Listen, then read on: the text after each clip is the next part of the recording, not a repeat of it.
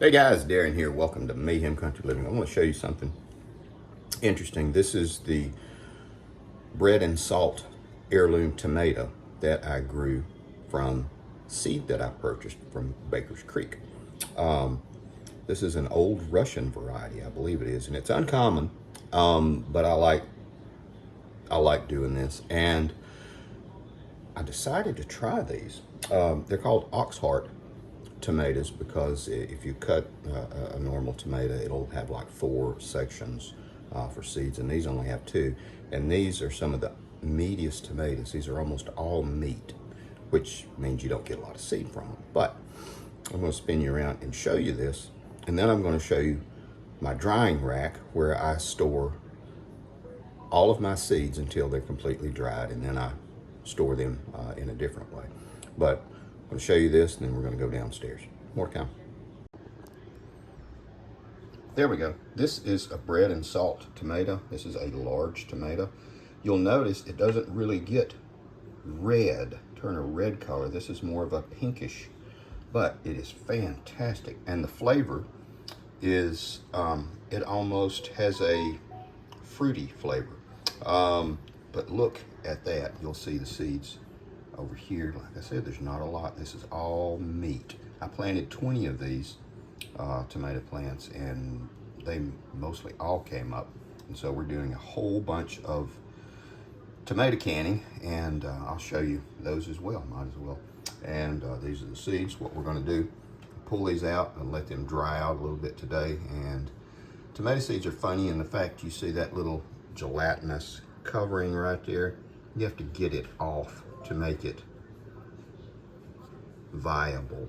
So we're basically going to ferment these in water for a few days, and then that little skin will come off. We'll pour off that nasty water, pour it in the plants, and then we'll be able to dry out the seeds again and store them. More time. There we go, and you can see this is picking from the past couple of days, and we have made, I don't know how much of roasted pepper and tomato soup, and we're going to can it as well. We've canned about 30 quarts of tomatoes so far, and now I'm going to take you downstairs and show you. This is what I picked this morning, and I've already pulled out a bunch to go to some family members. All right, while we're down here, I hadn't shown you any of this yet. This is some of the stuff that we've recently canned. We've done a lot of broth, and those are all the tomatoes that we've done, and then those are the tomatoes that we still have, so we're pulling off of that. Those are 2023s, and so we pull off and do it. We'll try to do about 70, 80 quarts. Why tomatoes? You can't live off tomatoes. No, you can't, but it makes all those beans and rice you've got in those 5-gallon buckets so much better. And you can see I've been doing a bunch of adjusting and tweaking. We got in a bunch of grits. For those who aren't familiar with grits, it is ground corn. Let's just make our way all around. And I'll show you, got a nice little drying rack here. Hello, Fiddlefig.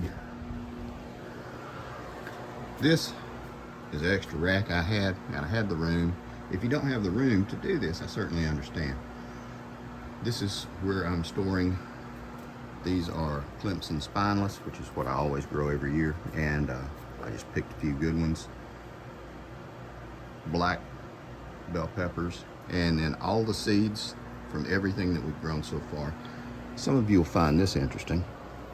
These are yard-long beans.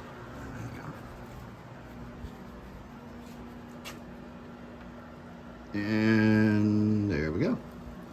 This grows fantastic. It's a very light, nutty flavor. Some people call them asparagus beans or snake beans. These are also heirlooms, and I save all the seeds from them, and they go back better. I'm going to start growing these exclusively